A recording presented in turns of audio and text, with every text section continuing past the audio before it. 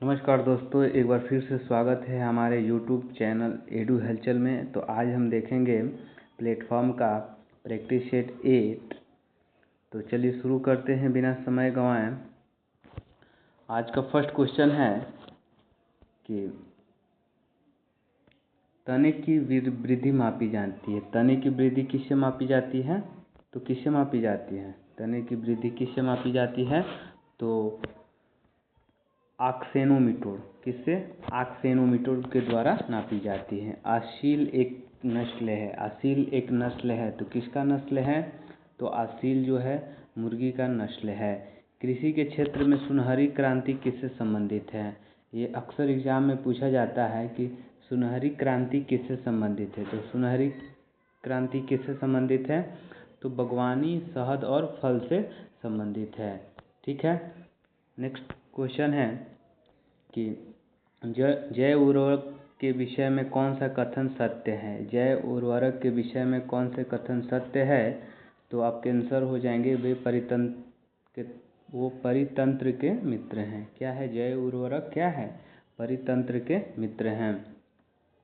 दो पंक्तियों के साथ मध्य दूरी फसल को छिड़काव विधि का उगाना। दो पंक्तियों के साथ मध्य दूरी फसल को छिड़काव विधि से उगाना को क्या कहते हैं?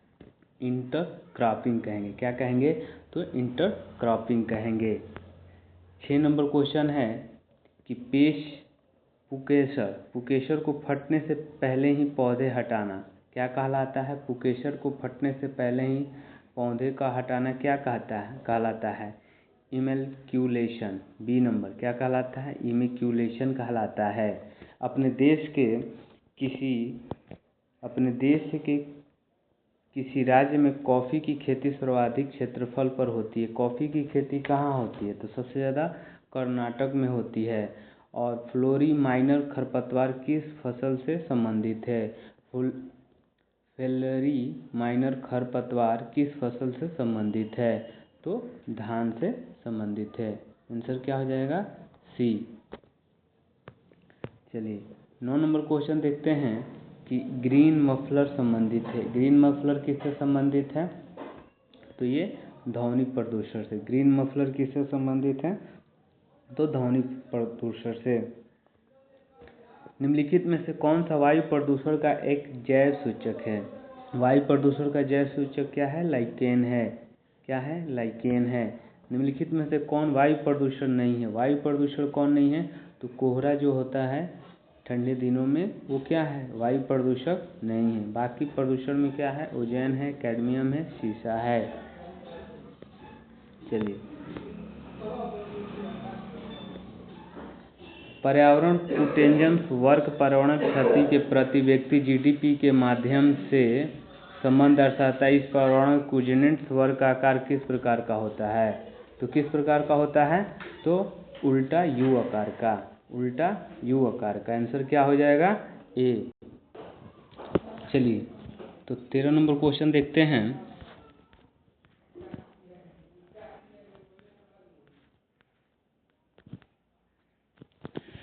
चलिए 13 नंबर क्वेश्चन है कि घास स्थलों में वृक्ष परिस्थिति अनुक्रमण के अंश के रूप में किन कारण घासों को प्रतिस्थापित नहीं करते हैं? तो कौन से वो कारण है? तो वो कारण है जल की सीमाओं एवं आग के कारण। ठीक। 14 नंबर क्वेश्चन देखते हैं कि उत्तर पूर्वी भारत में पारंपरिक रूप से प्रदर्शित किए जाने वाला जैवनी नृत्य किसके द्वारा किया जाने वाला नृत्य रूप है? किसके द्वारा?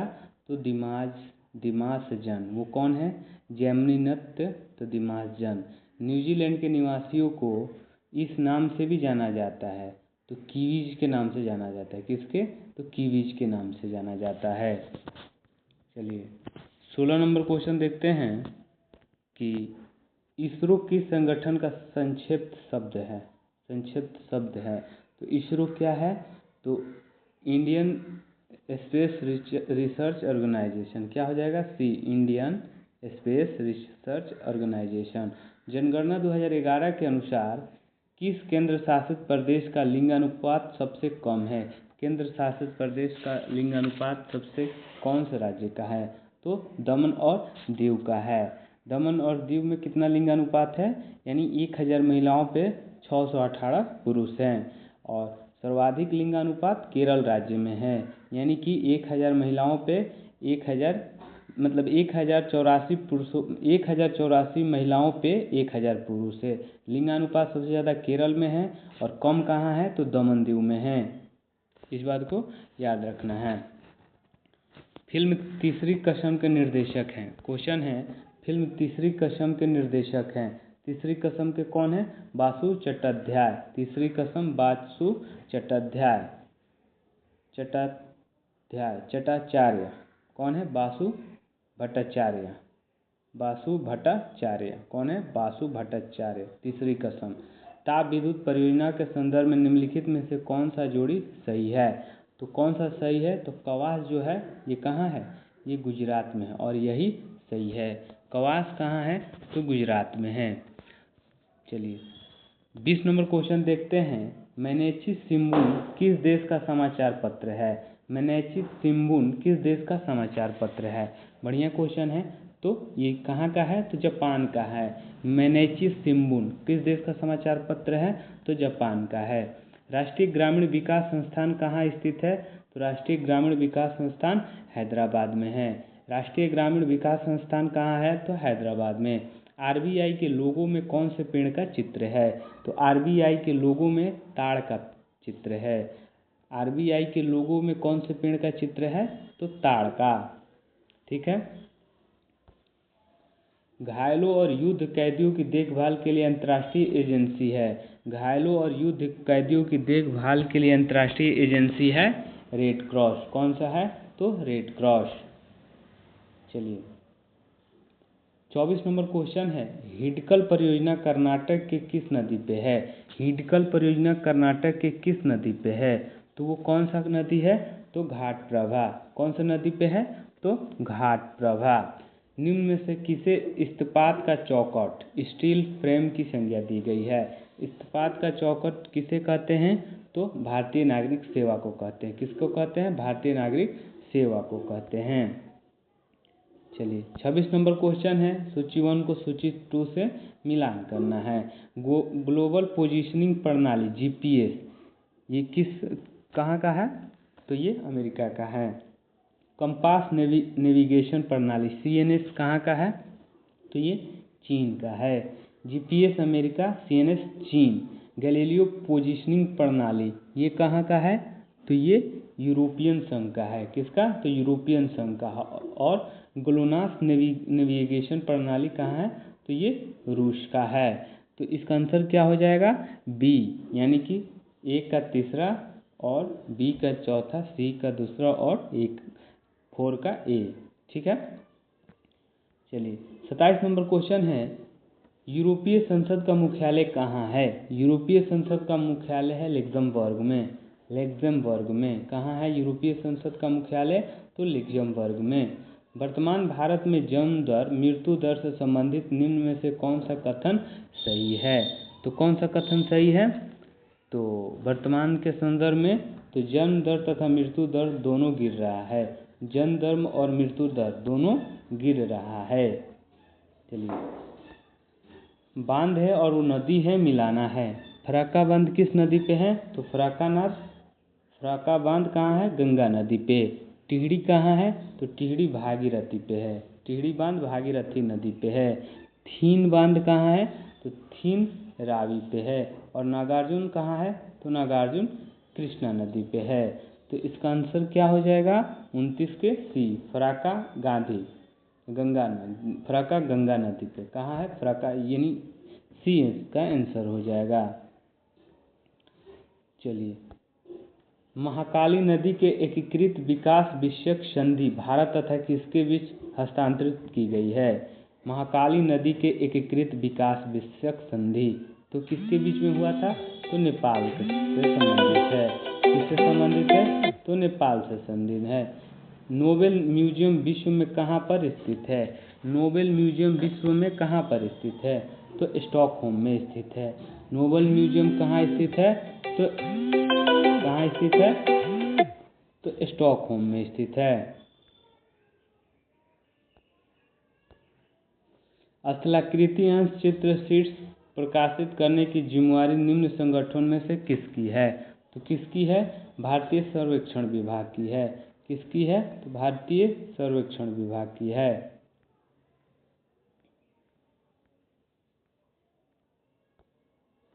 राज्यसभा में बिहार के कुल कितने सीटों का प्रतिनिधित्व है? राज्यसभा में कितने बिहार का सीट है? तो राज्यसभा में, ये रिपीटेड क्वेश्चन है, कितने सीट है? 16 है। यूपी में 31, महाराष्ट्र में 19। ठीक। किसी व्यक्ति को विधि द्वारा स्थापित प्रक्रिया के अतिरिक्त जीवन और व्यक्तिगत स्वतंत्रता के अधिकार से वंचित नहीं किया जा सकता। यह संविधान के किस अनुच्छेद में वर्णित है? तो ये किस अनुच्छेद में वर्णित है? तो अनुच्छेद 21। चलिए, इस्पात का चौखट कौन से क्वेश्चन में हम लोग थे? तो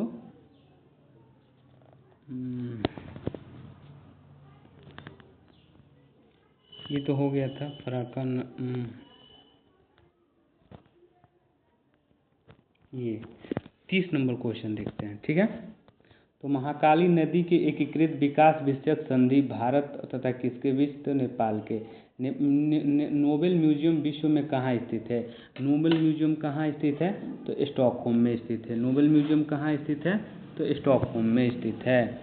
चलिए, 32 नंबर क्वेश्चन है, स्थलाकृति अंश चित्र शीट्स प्रकाशित करने की जिम्मेवारी निम्नलिखित में से किस संगठन की है? तो किसकी है? भारतीय सर्वेक्षण विभाग, SOI का है। किसका है? भारतीय सर्वेक्षण विभाग का। चलिए,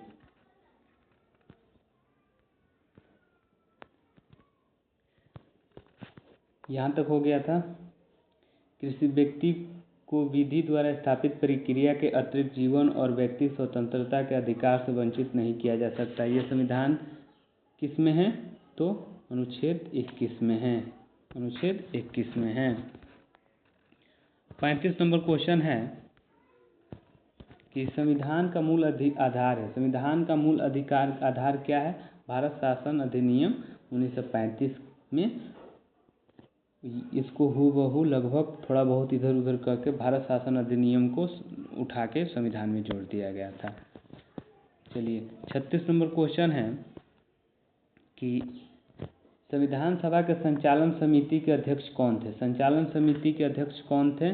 तो राजेंद्र प्रसाद। संविधान के किस अनुच्छेद के तहत वित्त आयोग का गठन होता है? वित्त आयोग का गठन कब कैसे होता है? ये तो बहुत बार क्वेश्चन रिपीटेड है। तो अनुच्छेद 280। पंचायती राज का शुभारंभ स्वतंत्र भारत में कब हुआ? तो कब हुआ था? तो 2 अक्टूबर 1959 में। 2 अक्टूबर 1959 में पंचायती राज। इसको 73वां संविधान संशोधन 1992 के द्वारा शामिल किया गया था। ठीक है। और 11वीं अनुसूची में कुल 19 विषय हैं। ठीक। चलिए,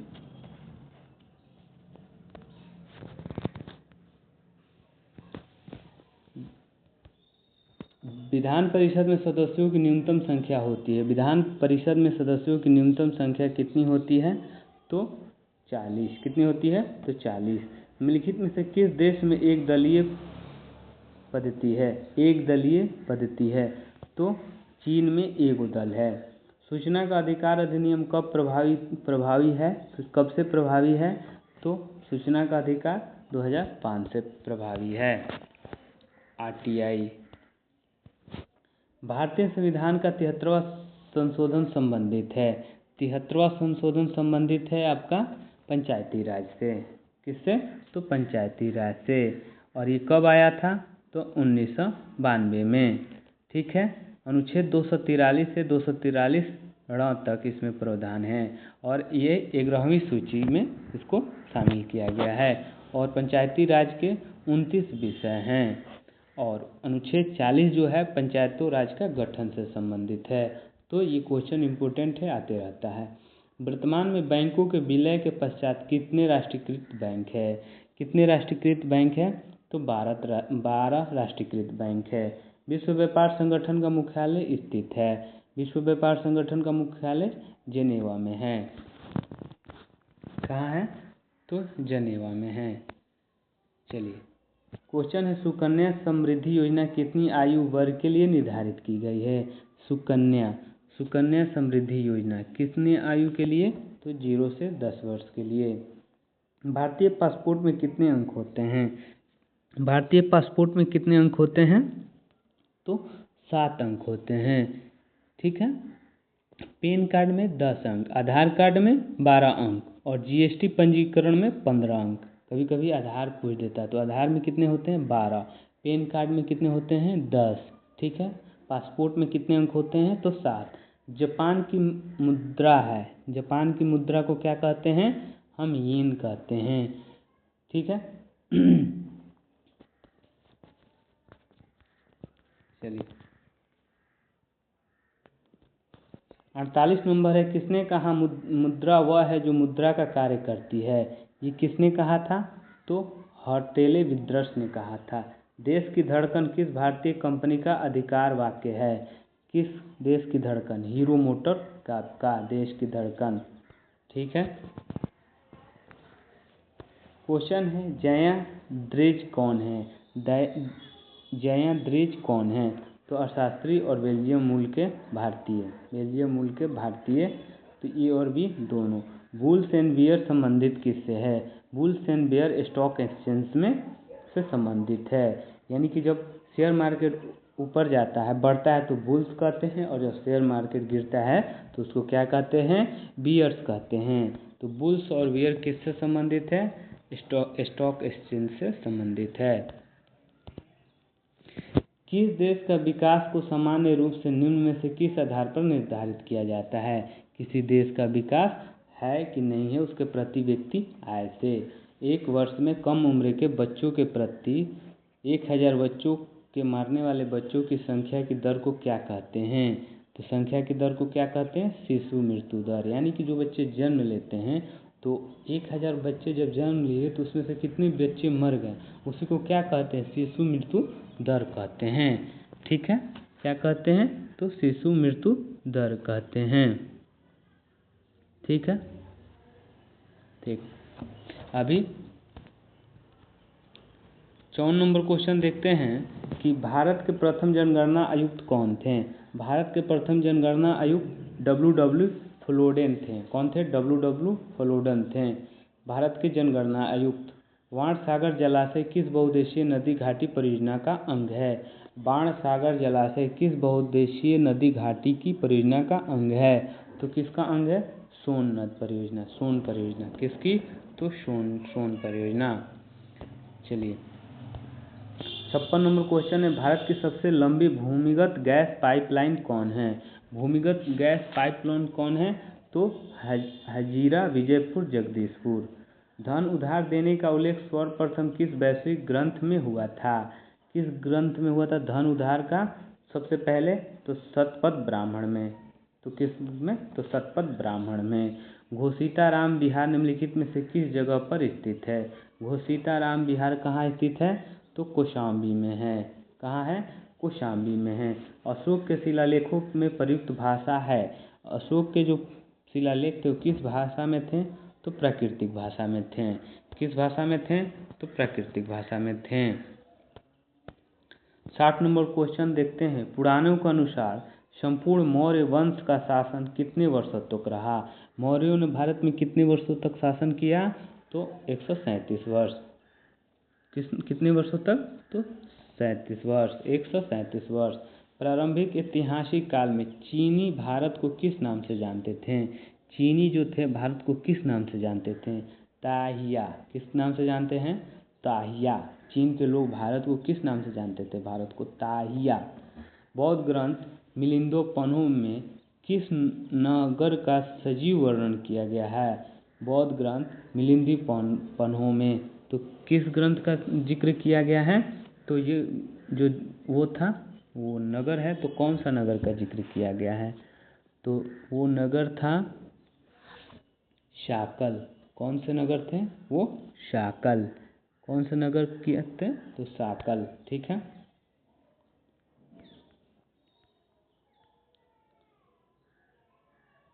चलिए, किस चीनी जनरल को कनिष्ठ कनिष्क को हराया था। किस चीनी जनरल ने कनिष्क को हरा दिया था?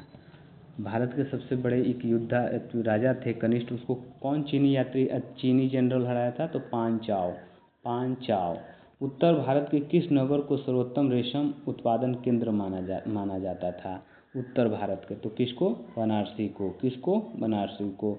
9वीं शताब्दी का मेघातिथि किस प्रसिद्ध ग्रंथ का टीकाकरण था? मेघातिथि, तो किस प्रसिद्ध ग्रंथ का टीकाकरण था? तो नारद स्मृति का। किसका? तो नारद स्मृति का। चलिए 66 नंबर क्वेश्चन देखते हैं कि अंग्रेजी सेना के कमांडर सर हेज रोज ने 1857 के विद्रोह के किस विद्रोही का सर्वोत्तम और सबसे बहादुर नेता बताया था? किसको? विद्रोहियों का सर्वोत्तम और सबसे बहादुर नेता सर हेज रोज ने किसको बताया था? तो लक्ष्मीबाई को बताए थे। लक्ष्मीबाई इन्हीं से लड़ी थी, हगरोज से। किससे? सर रोज से 1857 में। गांधी द्वारा प्रकाशित प्रथम समाचार पत्र था। गांधी जी द्वारा प्रकाशित प्रथम समाचार पत्र कौन था? तो इंडियन ओपिनियन। कौन था? तो इंडियन ओपिनियन। चलिए 68 नंबर क्वेश्चन देखते हैं कि विजयनगर साम्राज्य का कौन सा संगीत वाद्य सर्वाधिक प्रसिद्ध और लोकप्रिय था? विजयनगर का, तो कौन सा प्रसिद्ध था? तो मृदंगम। कौन सा था? तो मृदंगम। विजयनगर साम्राज्य का जिक्र हो रहा है। लोकतंत्र में अनुसूचित जनजातियों एसटी के लिए जिस राज्य में सर्वाधिक आरक्षित सीटें हैं वो कौन सा है? SC/ST के लिए सबसे ज़्यादा आरक्षित सीट कहाँ है? तो वो है मध्य प्रदेश में, और यहीं पे जनसंख्या भी SC/ST का ज़्यादा है। चलिए क्वेश्चन है, प्रथम लोकसभा के अध्यक्ष कौन थे? प्रथम लोकसभा के अध्यक्ष थे GV मौलंकर। कौन थे? GV मौलंकर। यदि पंचायत भंग होती हो तो किस अवधि के अंदर निर्वाचन होगा? यानी पंचायत भंग हो जाती है तो निर्वाचन जरूरी है, चुनाव जरूरी है। तो कितने अवधि के बाद? तो 6 माह के अंदर चुनाव जरूरी है। निम्नलिखित में से किसने कहा है कि संसदीय लोकतंत्र की नौकरशाही है? किसने कहा था? तो किसने कहा था ये? किसने कहा था संसदीय लोकतंत्र की ही नौकरशाही है? तो ये कहे थे हर्बर्ट मोरिसन। किसने कहा था? तो हर्बर्ट मोरिसन। चलिए 73 नंबर क्वेश्चन है, संसद में शून्यकाल का समय है। संसद में शून्यकाल का समय है 12 बजे अपराह्न से 1 बजे तक। 12 और 1 बजे के बीच में दोपहर में शून्यकाल चलता है। निम्नलिखित में से कौन सा विषय समवर्ती सूची में है? निम्नलिखित में से कौन सा विषय समवर्ती सूची में है? तो शिक्षा। कौन सा विषय? तो शिक्षा। चलिए निम्न में कौन सा संशोधन अधिनियम मिनी संविधान माना जाता है? मिनी संविधान 42वां संशोधन। किससे? 42वां संशोधन को क्या कहा जाता है? तो मिनी संविधान। संविधान के व्याख्याकार और संरक्षण कौन है? संविधान के व्याख्याकार और संरक्षक कौन है? तो कौन है? सर्वोच्च न्यायालय। कौन है? तो सर्वोच्च न्यायालय।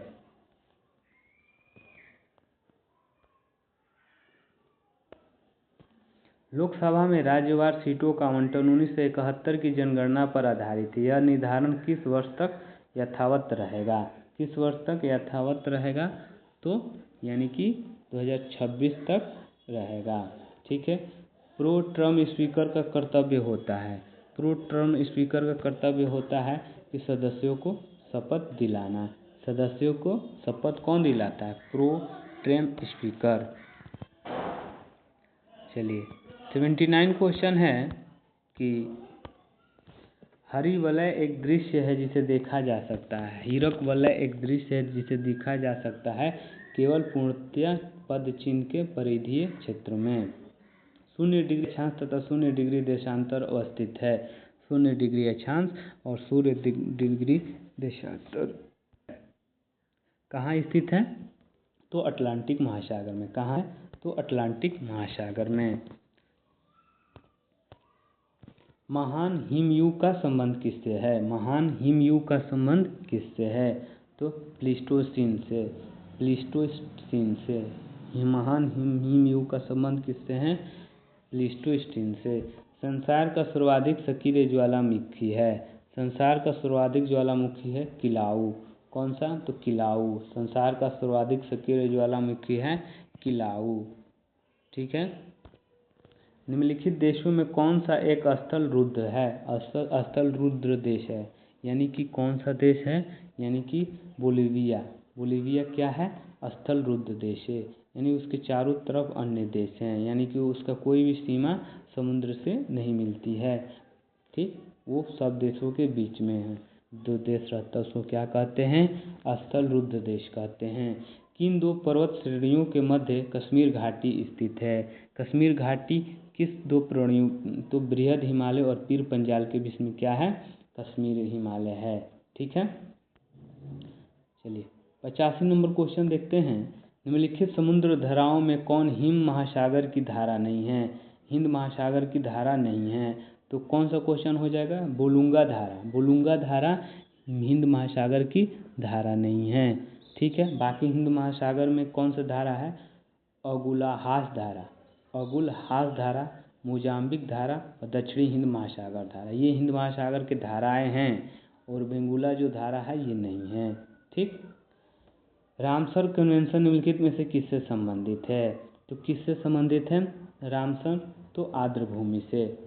किससे? तो आर्द्रभूमि से। याद रखेंगे इसको। राष्ट्रीय केला अनुसंधान केंद्र स्थित है।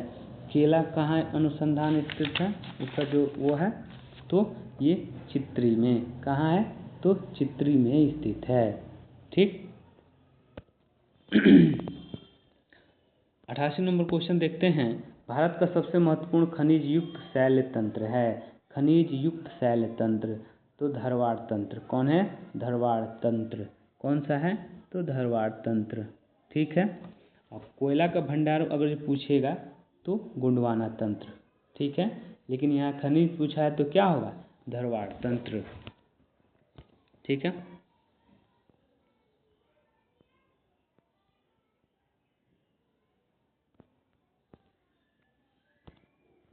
निम्नलिखित शैल तंत्रों में कौन भारत के कोयला भंडार डिपोजिंग का प्रमुख स्रोत है? तो कौन है डिपोजिंग का? तो गोंडवाना तंत्र। कोयला आया तो गोंडवाना। सेवराय पहाड़ियाँ कहाँ स्थित है? सेवराय पहाड़ियाँ तमिलनाडु में स्थित है। कहाँ स्थित है? तो तमिलनाडु में स्थित है। 90 का क्या हो जाएगा? डी। चलिए, द्वितीय विश्व युद्ध 1939-45 का तत्कालिक कारण क्या था? ये क्वेश्चन तो 10 बार आ चुका है। द्वितीय विश्व युद्ध, पोलैंड पर जर्मनी का आक्रमण। क्या हो जाएगा? पोलैंड पे जर्मनी का आक्रमण। और प्रथम विश्व युद्ध में वो राजा का हत्या हो गया था। द्वितीय विश्व युद्ध 1 सितंबर 1939 को पोलैंड पर किसने आक्रमण किया था? तो किसने आक्रमण किया था? एडोल्फ हिटलर ने। इसकी पुस्तक क्या था? Mean Keefe. प्रासा के राजा विलियम प्रथम को 1871 में कहाँ जर्मनी का सम्राट घोषित किया गया? तो कहाँ जर्मनी का सम्राट घोषित किया गया? तो वर्सराय। प्रासा के राजा विलियम प्रथम को 1871 ईस्वी में कहाँ जर्मनी का सम्राट घोषित किया गया? तो वर्सराय में। हर्ष का राजकवि कौन था? तो सबको पता है हर्ष का राजकवि कौन था? वो थे बाणभट्ट। बाणभट्ट।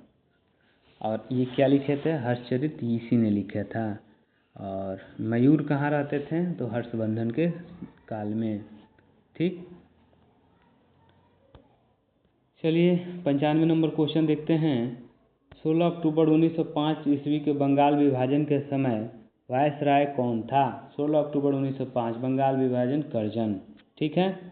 कर्जन। और कैनिंग जो था वो 1857 के आसपास था कैनिंग। ठीक है। और कर्जन 1905। ठीक है। कर्जन 1905। ठीक है। बंगाल विभाजन 19 जुलाई 1905 ईस्वी में उसकी घोषणा की गई थी। ठीक है। और विभाजन लागू कब हुआ था? 16 अक्टूबर को हुआ था 1905 में। और ठीक है। और बंगाल विभाजन के विरोध में कौन सा आंदोलन चलाया गया था? तो स्वदेशी आंदोलन। याद रखें। बराबर पहाड़ी की गुफाओं के विषय में निम्न में से कौन सा एक सही नहीं है? तो कौन है बराबर पहाड़ी की गुफाओं के बारे में सही जानकारी नहीं है? तो ये अभिलेख ईसा पूर्व 6ठी शताब्दी के हैं, यही गलत है। बाकी सही देख लेते हैं बराबर पहाड़ी के विषय में। तो बराबर पहाड़ी पर कुल कितने गुफे हैं? तो 4 गुफा है। ठीक है, तीन गुफाओं की दीवार पर अशोक के शिलालेख हैं। ठीक, ये अभिलेख इन गुफाओं को आजीविकाओं को समर्पित के लिए उल्लेख है। ठीक है, यानी कि 4 गुफा हैं, 3 पे अशोक के शिलालेख हैं और ये आजीविकाओं को समर्पित हैं। 97 नंबर क्वेश्चन देखते हैं, महावीर स्वामी का जन्म कहाँ हुआ था? महावीर स्वामी का जन्म कहाँ हुआ था? तो कुंडाग्राम में हुआ था। महावीर स्वामी का कुंडाग्राम में हुआ था। ठीक है, 540 ईस्वी पूर्व में हुआ था और उसकी माता जो त्रिशला थी वो वैशाली लिच्छवी गणराज्य की चेटक की बहन थी और पिता का नाम क्या था? सिद्धार्थ था।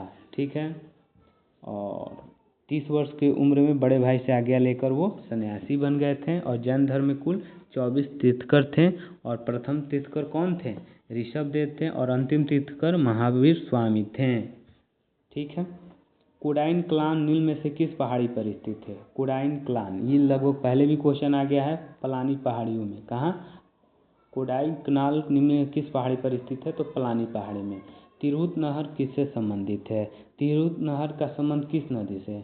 तो तिरहुत नदी को जो पानी मिलता है किस नदी से मिलता है? तो गंडक नदी से मिलता है। गंडक नदी, बूढ़ी गंडक और गंडक, ये मुजफ्फरपुर को बीच में है।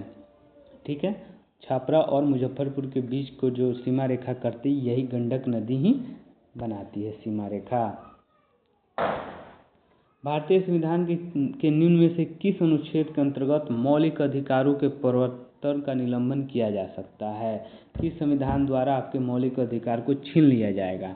यानी कि अनुच्छेद 359 के तहत क्या किया जाएगा? आपको जो मौलिक अधिकार मिला है उसको छीन लिया जाएगा जब देश में आपातकाल लागू होता है। राष्ट्रीय आपातकाल किस अनुच्छेद 352 के तहत लागू होता है। ठीक, और बस तो आज का यही था, ये भी सेट ख़त्म हो गया। मिलते हैं हम नेक्स्ट वीडियो में, तब तक के लिए जय हिंद, जय भारत, प्रणाम।